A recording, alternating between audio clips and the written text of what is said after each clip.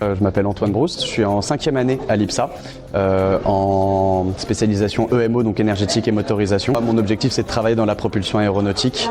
C'est ce qui me passionne depuis que je suis enfant, juste de voir des avions voler, etc. Ça m'a toujours pas mal fasciné, si je suis honnête.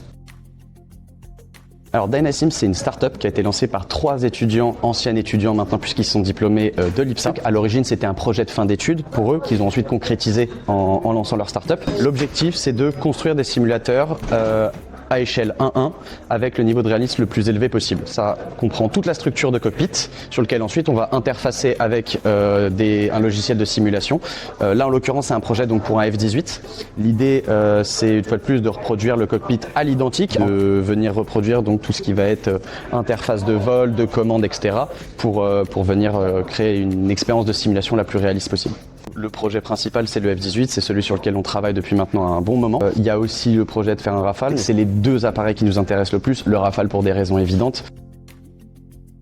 Je suis responsable de production aujourd'hui. Tout ce qui va être les structures du simulateur du cockpit, ça va être ma responsabilité de m'assurer qu'elles soient produites correctement, dans les temps, et qu'elles respectent évidemment le niveau de réalisme qu'on aspire à reproduire là pour ce simulateur. Il y a 2 méthodes de production, si je peux me permettre, principales. Ça va être l'impression 3D. Donc ça, on utilise des imprimantes 3D classiques. On en a nous dans nos locaux, on en a aussi disponible ici à l'IPSA. Sinon, ça va être de la production par CNC. Donc on en a une de disponible dans le Skylab ici à l'IPSA pour produire donc tous les éléments à la fois soit en bois, soit en métal, principalement de l'aluminium parce que c'est un métal qui est assez mou. Là, le projet qu'on réalise, il y a à la fois une partie qui serait plus qualifiée d'ingénieur, de design, anticipation aussi des besoins, résistance des matériaux, etc. Il y a aussi une partie production qui, elle, serait peut-être plus qualifiée de technicien d'une certaine façon. Je ne saurais pas comment le qualifier, mais disons qu'il y a quand même un besoin dans tous les cas de mettre la main à la pâte. Et moi, c'est quelque chose que j'aime beaucoup faire. Moi, j'avoue que j'ai toujours été très attiré par l'aspect technique, mais aussi juste de mettre mes mains dedans, on va dire. Je reprends comme exemple mon stage de 2e année. Je l'ai fait en tant qu'assistant mécanicien dans un garage automobile. Une fois qu'on a une expérience là-dedans, ça permet, le jour où je design, je dis n'importe quoi, un moteur, je vais peut-être avoir un petit peu plus de vision sur les aspects de maintenance, etc., l'accessibilité de chaque pièce, la modulabilité, aussi des éléments. Donc je pense que c'est une expérience intéressante. IPSA Flight, c'était donc des projets étudiants qui sont géniaux et qui permettent à tout le monde dès la première année de mettre la main à la pâte. Donc c'est une première expérience, une fois de plus, avec de l'outillage, avec du design 3D. On utilise plutôt CATIA, mais la même idée. Pour la start-up, il y a l'enjeu d'entreprise, je ne sais pas comment représenter ça, mais c'est plus sérieux d'une certaine façon. On a des attendus.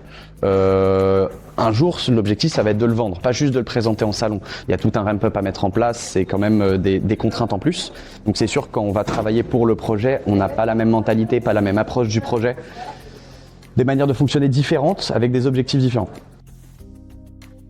Je sais que tout ce qui va être sur les turbomachines, la combustion, tous les aspects thermiques, c'est ce qui m'intéresse le plus avec l'aérodynamique. C'est les 2 grosses thématiques sur lesquelles je m'oriente. La chance que j'ai, c'est que dans ma filière EMO, j'ai la chance de pouvoir faire les 2 en parallèle. Ensuite, pour ce qui est des enseignements que j'ai pu aller chercher, plus que qu'on m'a offert par les cours, ça va être l'aspect associatif. Moi, c'est ce qui m'avait convaincu à l'origine avec l'IPSA, c'était l'aspect associatif. J'avais découvert IPSA Flight en faisant une JDMI ici en première. Je vois un gros simulateur de 777 avec toutes les commandes fonctionnelles, etc. J'avais des étoiles dans les yeux.